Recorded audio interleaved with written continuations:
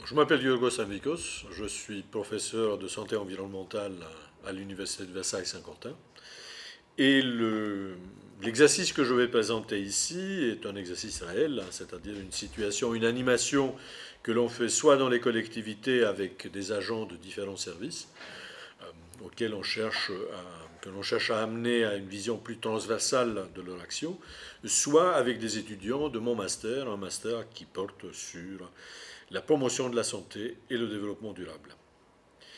C'est un exercice relativement simple qui consiste à construire en commun un cadre évaluatif ex ante, donc a priori, délibératif, je vais expliquer tous ces mots, sur un lieu de vie auquel que l'on a participé, on a participé à sa construction. Donc pour les agents de la collectivité, c'est un projet de leur commune, ou pour les étudiants, ça peut être un projet hypothétique qui leur est présenté. Il est évaluatif, c'est-à-dire qu'on va essayer de produire des critères sur lesquels le projet va être évalué, des critères en commun. Il est délibératif parce que la consigne, c'est de porter un jugement global sur ce projet. Et comme je dis, il est ex ante, c'est-à-dire c'est avant la mise en œuvre de ce projet et que l'on cherche à évaluer. Et donc là, ce que je voulais montrer, c'est la construction à partir des enjeux du développement durable au centre, en utilisant tout autour les déterminants de la santé. C'est-à-dire qu'on a posé les enjeux de soutenabilité au centre, mais on les a déclinés en facteurs qui influencent la santé. Alors la première question que je me pose, c'est comment on introduit les principes de la complexité. J'en viens simplement à la signification du terme systémique. On utilise systémique, holistique, global, etc. Et on oublie que l'approche systémique consiste à changer de posture épistémologique et d'adopter les principes de la complexité.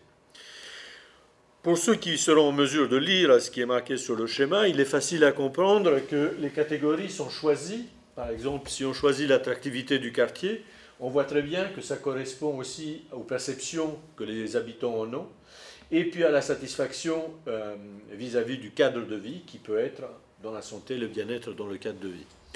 Ce que je veux dire par là, c'est que les critères sont choisis pour permettre de voir le principe de non-disjonction, si on veut utiliser les termes savants, mais c'est-à-dire qu'il n'y a aucun élément qui est indépendant des autres, et donc ne peut pas être étudié tout seul. Le principe de non-disjonction est un des fondements de la complexité. Si on prête attention aux différentes catégories que l'on a créées, on verrait aussi que l'on a mélangé données, donc ce qui est mesurable, et valeur, ce qui n'est pas mesurable. Et là, nous sommes dans la non-séparabilité de l'objectif, les données, et du subjectif, les valeurs, un autre des fondements de la complexité. Alors, j'ai l'habitude de dire Evelan sur la face de Descartes pour le premier point, Evelan sur la face de Descartes sur le deuxième point. Là, on est effectivement dans cette posture de complexité qui est indispensable pour le développement durable. Quelles autres compétences on peut acquérir dans ce processus ? On parle de délibération, on parle de vision globale, on parle d'une construction où on sort, où on demande aux gens de sortir d'une vision spécialisée. Moi, je m'occupe d'espaces verts, moi, je m'occupe de logement, moi, je m'occupe de services.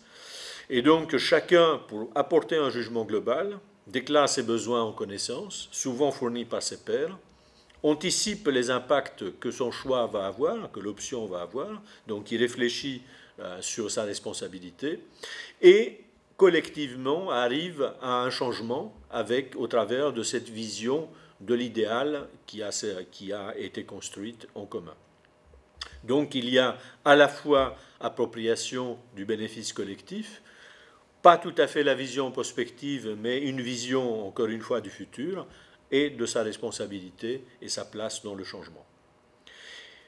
Est-ce que ceci repose sur mes intentions, sur mes impressions ? La réponse est non. On l'a évalué, on leur a demandé aux gens qui ont travaillé avec nous de nous donner leur réponse.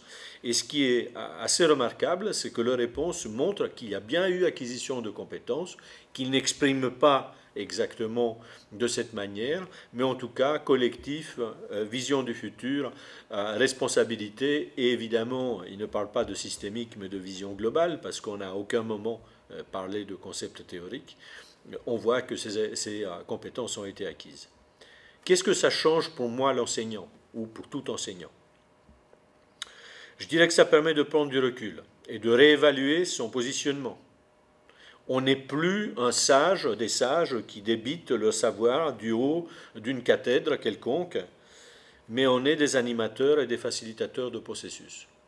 Et ça, c'est un apprentissage que j'ai fait moi-même et qui m'a conduit à réévaluer, finalement, à changer complètement ma vision des choses et ma façon de faire de l'enseignement supérieur.